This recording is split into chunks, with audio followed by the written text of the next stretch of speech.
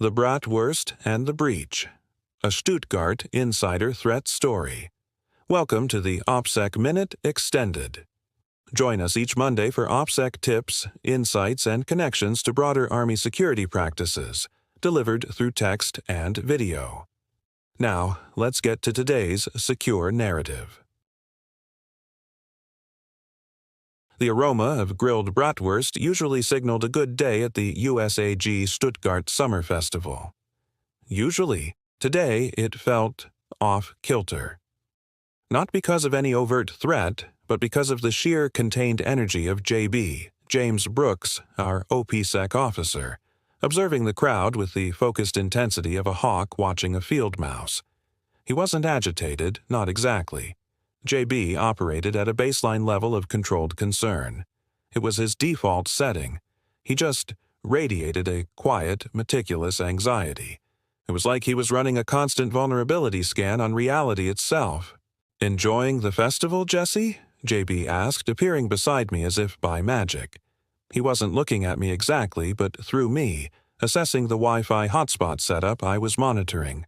Remember, every connection is a potential vector. Every photo uploaded is metadata waiting to be exploited. It's like everyone's giving away their location data for free. Honestly, it's worse than TikTok. I stifled a groan. Yes, sir. Thinking happy thoughts about firewalls and encryption, and hoping nobody tries to connect a smart fridge to the network. "Good," JB said, finally meeting my gaze. "Complacency is the enemy. And speaking of enemies, have you seen old man Hemmings?" That immediately got my attention. Retired Sergeant Major Hemmings was a fixture at USAG Stuttgart, a walking historical artifact whose heyday peaked somewhere around the Clinton administration. A genuinely nice guy, volunteered at the library but also a one-man OPSEC disaster. His Hawaiian shirts were legendary. Think aggressively bright florals battling for dominance. And his social media presence was enthusiastic, let's say. It was less sharing life's moments and more broadcasting classified information to anyone with an internet connection. He was basically the human embodiment of a data breach waiting to happen, and a constant source of gray hairs for the protection team. "Last I saw," I said, trying to suppress a smile, "he was arguing with a kid about the proper way to grill a bratwurst. He was insisting on a diagonal cut. Said it maximizes flavor dispersion. Apparently, it's a tactical advantage." I added under my breath, "Against what, exactly? The forces of blandness?" JB just sighed, rubbing his temples. "Don't even get me started. I'm pretty sure his Facebook profile picture is a satellite image of the motor pool. Keep an eye on him," JB instructed, his voice low. "He's been contacted by someone who's shown an unusual interest in his travel habits." I frowned. "Contacted? Like a pen pal? Is he finally getting fan mail for his bratwurst expertise?" "More like a digital shadow, a series of seemingly innocuous online interactions. The counterintelligence, CI, detachment flagged it.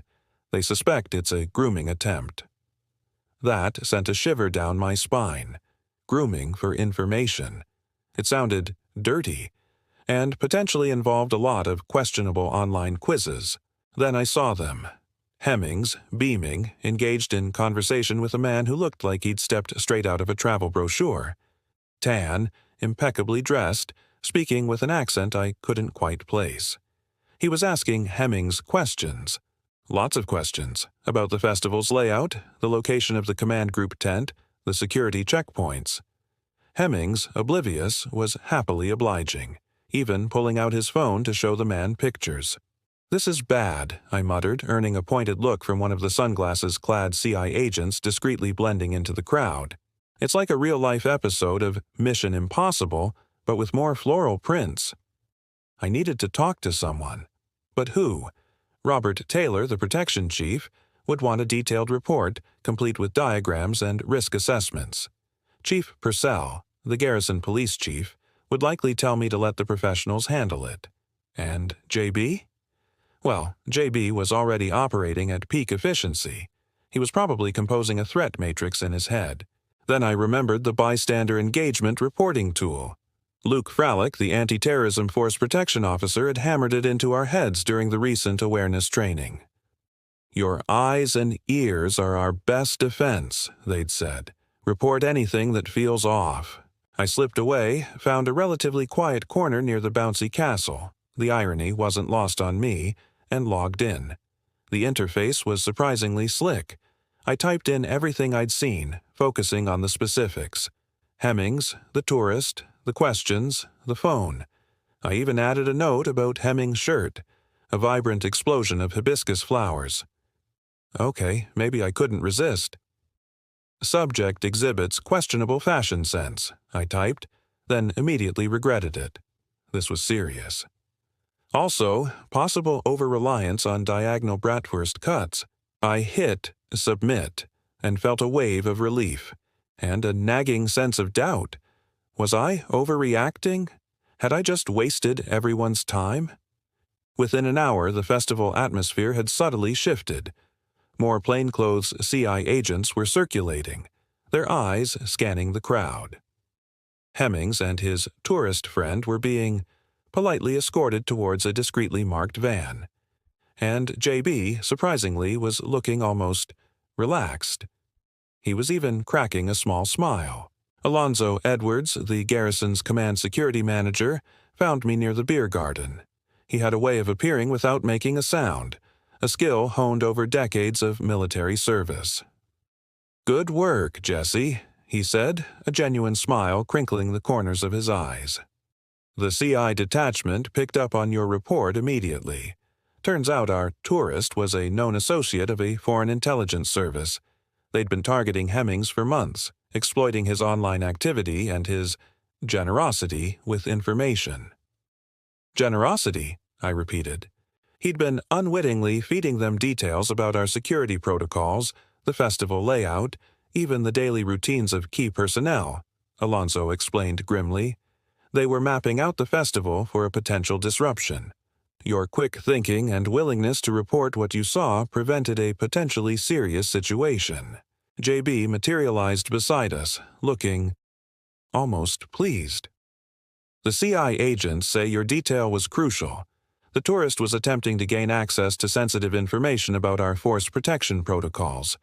Hemmings, bless his heart, was just a naive victim of social engineering. He thought he was making a new friend, and getting a second opinion on his Bratwurst technique." "He was being friendly," I pointed out. "That's the point, Jesse," JB said, a rare hint of warmth in his voice. "They're good at being friendly. They're good at blending in. That's why we all need to be vigilant. That's why we have the bystander engagement tool, and why we should all probably disable location services on our phones." The consequence? Hemmings was mortified but ultimately unharmed. The tourist was in custody. The festival continued, with a heightened security presence and a renewed emphasis on OPSEC. The morality lesson? OPSEC isn't just about protecting secrets. It's about protecting people. It's about recognizing that even seemingly harmless interactions can have serious consequences. And sometimes the most dangerous threats aren't the ones with weapons and uniforms, but the ones who exploit our trust and our naivete. And I learned that even a cynical IT grunt can make a difference. I also learned that JB, beneath his layer of controlled anxiety, actually appreciated a job well done. "You know," JB said as he turned to leave, "I think I owe you a beer.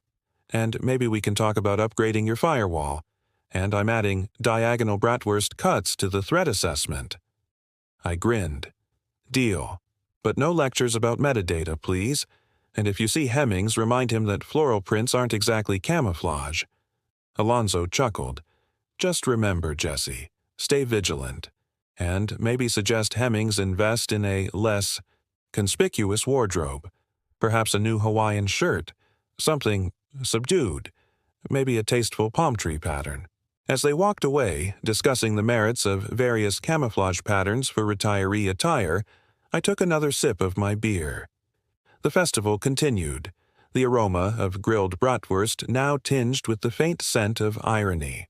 It was a reminder that in the world of military intelligence, the threat wasn't always a shadowy figure lurking in the darkness. Sometimes it was a well-meaning retiree with a penchant for floral prints and a dangerously enthusiastic approach to grilling. And sometimes, the best defense against a sophisticated adversary wasn't a cutting-edge cyber weapon, but a quick-thinking IT grunt, a well-timed report, and a healthy dose of skepticism about anyone who insisted on cutting their bratwurst diagonally. The whole thing left me with one lingering thought. I really needed to update my resume. Expert in thwarting international espionage via bratwurst-related intelligence had a certain ring to it. We aim to promote our security programs in a way that aligns with Army regulations and leadership goals. Whether you prefer listening to these stories or reading the written version in our weekly emails, we want your feedback. Let us know what works best for you. A thumbs up or a comment will do.